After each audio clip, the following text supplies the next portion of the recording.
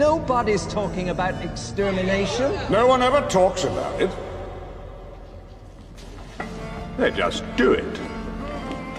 And you go on with your lives, ignoring the signs all around you.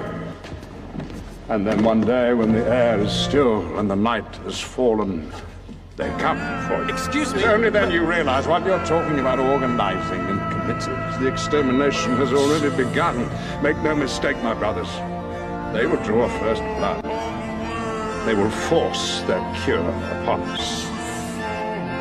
The only question is, will you join my brotherhood and fight? Or wait for the inevitable genocide?